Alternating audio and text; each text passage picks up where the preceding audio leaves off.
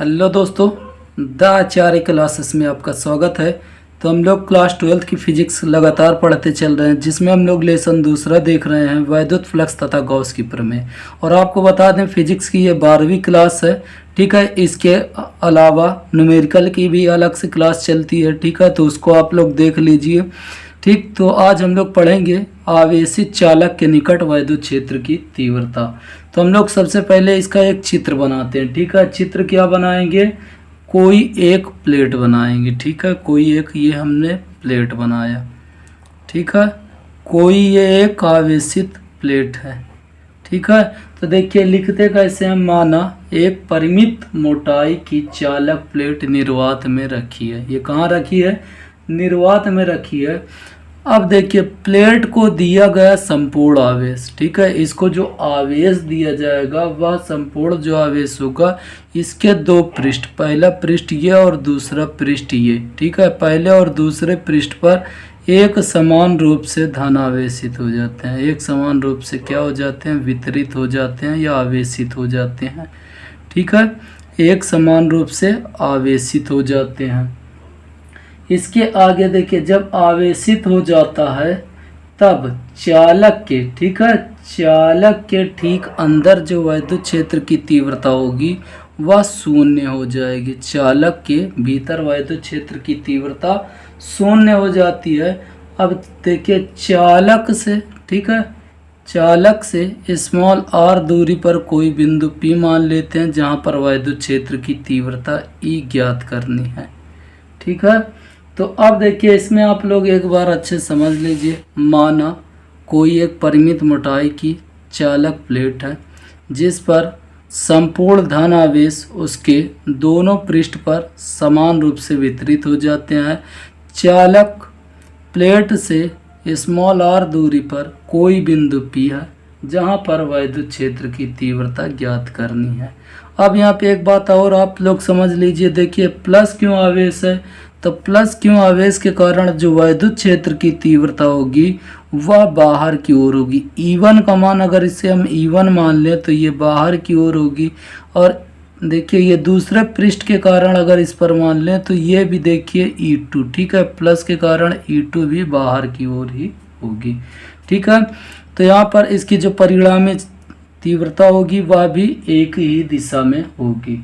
ठीक है, तो यहाँ पे आप लोग समझिए। देखिए, अब लिखेंगे क्या? आवेशित चालक। ठीक है, और इसका पृष्ठीय आवेश घनत्व सिग्मा है। क्या है? सिग्मा है। एक बार जल्दी से आप लोग समझ लीजिए। माना एक परिमित मोटाई की चालक प्लेट है जो वायु में स्थित है। चालक के दो पृष्ठ क्रमशः पृष्ठ 1 और पृष्ठ 2 है।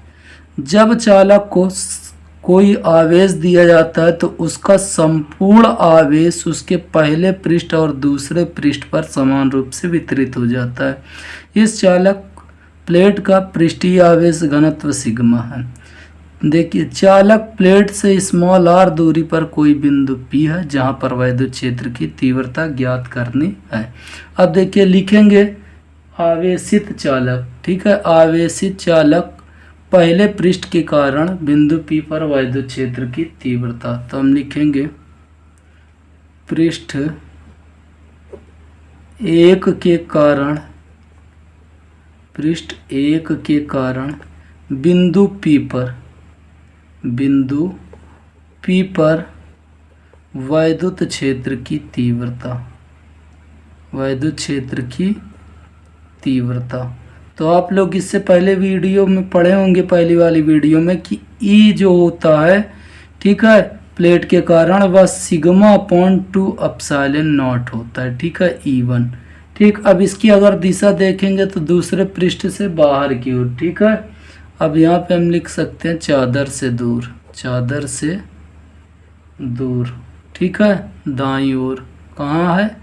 दाईं ओर। ठीक, इसी प्रकार लिखेंगे पृष्ठ 2। ठीक है, क्या लिखेंगे? पृष्ठ 2 के कारण, 2 के कारण बिंदु P पर वैद्युत क्षेत्र की तीव्रता। ठीक है, तो तो यहाँ पे E2 लिखेंगे, ठीक है। इसके द्वारा क्या माने E2, और E2 भी वही सेम दिशा में, तो इसका भी फार्मूला होगा सिग्मा अपॉन 2 एप्सिलॉन नॉट, ठीक है। अब देखिए जब दोनों समान दिशा में है, ठीक है, तो हम लिखेंगे अतः परिणामी वैद्युत क्षेत्र की तीव्रता, वैद्युत क्षेत्र की तीव्रता, ठीक है। तो यहाँ पे जो E होगा वह E1 प्लस E2 होगा। अब देखिए E1 प्लस E2 क्यों होगा, क्योंकि दोनों समान दिशा में है, ठीक है। यहाँ पे लिख सकते हैं समान दिशा में होने के कारण, समान दिशा में होने के कारण, होने के कारण, ठीक है।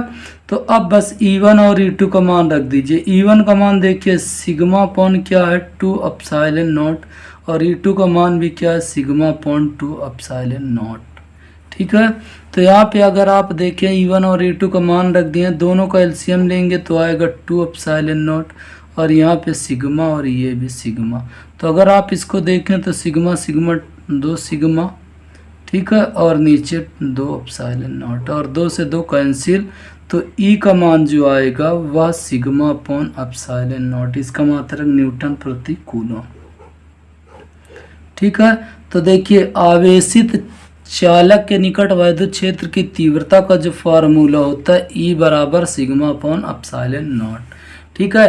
अब इसके बाद लास्ट डेरिवेशन इस चैप्टर का बाकी है तो एक और दो, लेकिन वो एग्जाम में कभी नहीं पूछा जाता, इसलिए इसके बाद लास्ट आपका डेरिवेशन होगा इस चैप्टर का, फिर ये चैप्टर आप लोग का कंप्लीट समाप्त हो जाएगा, ठीक है। तो चलिए अब अगला डेरिवेशन देखते हैं। तो देखिए दोस्तों इस चैप्टर का ये अंतिम हेडिंग है, समान पृष्ठ घनत्व के निकट स्थित धन तथा ऋण आवेशित समांतर अचालक प्लेटों के बीच तथा बाहर वैद्युत क्षेत्र की तीव्रता, ठीक है। इसमें दो छोटे छोटे डेरिवेशन है जो कि हमें देखना है, ठीक है। तो यहाँ पे हम सबसे पहले चित्र बनाएंगे, ठीक। क्या चित्र बनाएंगे, देखिए समान पृष्ठ घनत्व की निकट स्थित धन तथा ऋण आवेशित। तो सबसे पहले हम दो यहाँ पे प्लेटें बना लेंगे। पहली प्लेट हमने ये बनाई, ठीक है, और दूसरी प्लेट हमने इसके बगल में बना दिया, ठीक। पहली प्लेट और दूसरी प्लेट, दो प्लेट बोला तो एक पहली कैसी होगी, धन आवेशित होगी, तो इसको समान रूप से धन आवेशित कर दिए, और दूसरी कैसी होगी ऋण आवेशित, तो ये देखिए ऋण आवेशित कर दिए, ठीक है। तो इसमें देखिए लिखना कैसे है, माना दो समतल अचालक प्लेट, ठीक है, प्लेट 1 व प्लेट 2, ठीक है, प्लेट 1 व प्लेट 2 एक दूसरे के निकट एवं समांतर स्थित है, ठीक है। प्लेट 1, ठीक है, प्लेट 1 धन आवेशित है तथा प्लेट 2 ऋण आवेशित है, और दोनों प्लेटों का पृष्ठीय आवेश घनत्व सिग्मा है, दोनों का पृष्ठीय आवेश घनत्व क्या है, सिग्मा है। अब देखिए प्लेट के बीच में, ठीक है, हम लोग को सबसे पहले कहा प्लेट के बीच में वैद्युत क्षेत्र की तीव्रता बिंदु P पर ज्ञात करना, उसके बाद प्लेट के बाहर बिंदु P डैश पर वैद्युत क्षेत्र की तीव्रता ज्ञात करनी। तो देखिए प्लस आवेश के कारण जो वैद्युत क्षेत्र की तीव्रता होगी हमेशा बाहर की ओर होगी, और ये देखिए माइनस आवेश के कारण जो होगी वह अंदर की ओर, ठीक है। तो पहली प्लेट प्लस वाले के कारण बाहर की ओर और माइनस के कारण ये अंदर की ओर, ठीक है। इसी प्रकार अगर बाहर देखेंगे तो प्लस के कारण ये होगी बाहर की ओर वैद्युत क्षेत्र की तीव्रता, ठीक है, बाहर की ओर होगी, और माइनस के कारण ये अंदर की ओर होगी वैद्युत क्षेत्र की तीव्रता, ठीक है। तो ये बात भी आप लोग याद रखिए। तो इसमें आप लोग थोड़ा से हिंदी लिखना होगा, अभी आपको हम नोट्स से लिखवा देंगे, नोट्स लिख लीजिए। तो यहाँ पे डेरिवेशन को आप समझिए अच्छे से। तो हम लिखेंगे क्या, पृष्ठ, ठीक है, प्लेट 1 के कारण बिंदु P पर वैद्युत क्षेत्र की तीव्रता।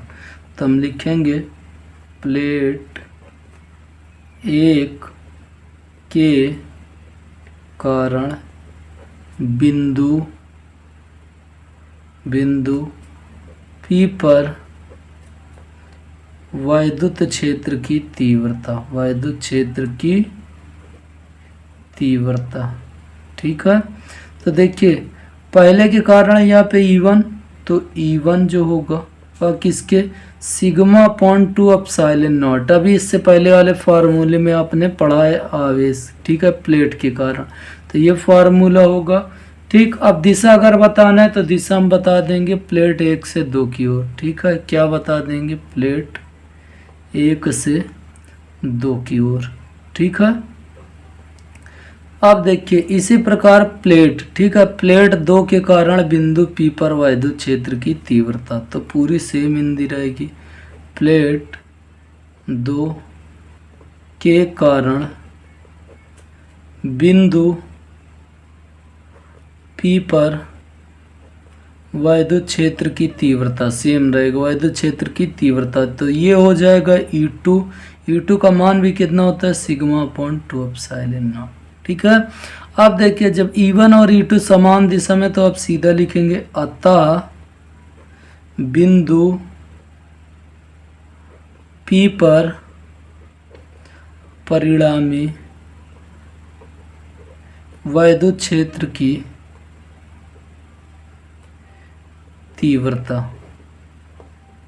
ठीक है, तो फॉर्मूला क्या होगा, E बराबर E1 प्लस E2, और E1 और E2 का मान रख दीजिए। E1 का मान सिग्मा अपॉन 2 एप्सिलॉन नॉट और E2 का मान सिग्मा अपॉन 2 एप्सिलॉन नॉट। ठीक है, यहाँ पे अगर इसका हम देखें एलसीएम, ठीक है, यहाँ पे एलसीएम लेंगे 2 एप्सिलॉन नॉट नीचे आ जाएगा, नीचे रहेगा, तो एलसीएम क्या आएगा, 2 एप्सिलॉन नॉट आएगा और ऊपर सिग्मा प्लस सिग्मा, तो ये हो जाएगा 2 सिग्मा अपॉन 2 एप्सिलॉन नॉट, और ये 2 से 2 कैंसिल, तो E बराबर आएगा सिग्मा अपॉन, E बराबर क्या आएगा, सिग्मा अपॉन एप्सिलॉन नॉट, इसका मात्रक न्यूटन प्रति कूलम। ठीक है, तो ये आ गया। अब देखिए बिंदु P पर जो वैद्युत क्षेत्र की तीव्रता होगी वह क्या होगी, E बराबर सिग्मा अपॉन 2 एप्सिलॉन नॉट। तो हम यहाँ पे हेडिंग में क्या डाल देंगे कि प्लेटों के बीच वैद्युत क्षेत्र की तीव्रता, यहाँ पे हम क्या डालेंगे हेडिंग, प्लेटों के बीच वैद्युत क्षेत्र की तीव्रता, तो ये हो गया। अब देखिए हम लिखेंगे प्लेटों के बाहर। ठीक है, दूसरी स्थिति क्या है, प्लेटों के बाहर वैद्युत क्षेत्र की तीव्रता, वैद्युत क्षेत्र की तीव्रता। ठीक है, ये हेडिंग रहेगी। तो यहाँ पे अगर आप देखेंगे तो वही लिखेंगे प्लेट 1। ठीक है, प्लेट 1 के कारण बिंदु P डैश पर वैद्युत क्षेत्र की तीव्रता, तो हम यहाँ पे लिखेंगे प्लेट 1 के कारण बिंदु P डैश पर वैद्युत क्षेत्र की तीव्रता, वैद्युत क्षेत्र की तीव्रता। ठीक है, तो देखिए प्लेट के कारण है तो वही होगा E1 बराबर सिग्मा अपॉन 2 एप्सिलॉन नॉट। ठीक है, उसके बाद देखिए इसी प्रकार पूरी हिंदी लिखेंगे प्लेट 2 के कारण। ठीक है, प्लेट 2 के कारण पूरी हिंदी सेम रहेगी, ये आप लोग लिख लीजिए। ठीक है, पूरी हिंदी जो ऊपर लिखी वही यहाँ पे होगी, तो ये होगा E2 बराबर सिग्मा अपॉन एप्सिलॉन नॉट। ठीक है, अब देखिए यहाँ पे आप लोग एक बात समझिएगा कि इसमें देखिए दिशा क्या थी, समान थी। यहाँ पे देखिए E1 और E2 समान था, लेकिन यहाँ पे प्लस के कारण ये बाहर की ओर वैद्युत क्षेत्र की तीव्रता है और माइनस के कारण अंदर की ओर, तो यहाँ पे परिणामी जो वैद्युत क्षेत्र की तीव्रता होगी वह माइनस में होगी। तो हम लिखेंगे अतः बिंदु P डैश पर परिणामी वैद्युत क्षेत्र की तीव्रता, परिणामी वैद्युत क्षेत्र की तीव्रता।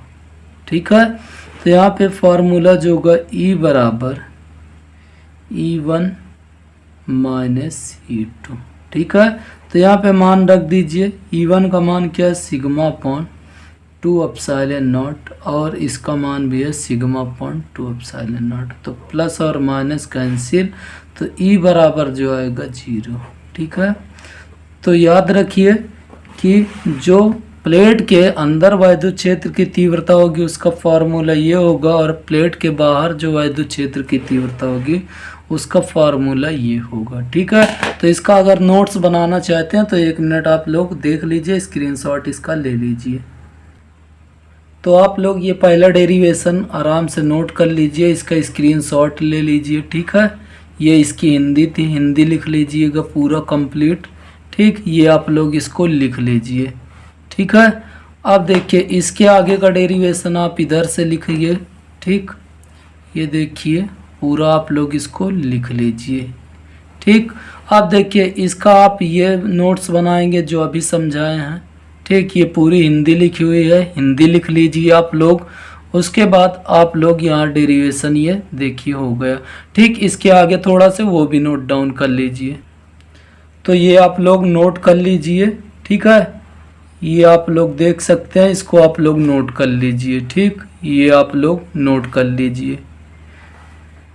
ठीक है, आप लोग नोट्स अच्छे से बना लीजिए ताकि आप लोग को पढ़ने में कोई दिक्कत ना हो। ठीक है, तो दोस्तों ये लेसन आपका यहीं पे समाप्त होता है, और आप लोग को फिर अगले वीडियो में मिलेंगे नए लेसन के साथ। तब तक के लिए दोस्तों जय हिंद, जय भारत। आप लोग अच्छे से पढ़ाई करते रहिए।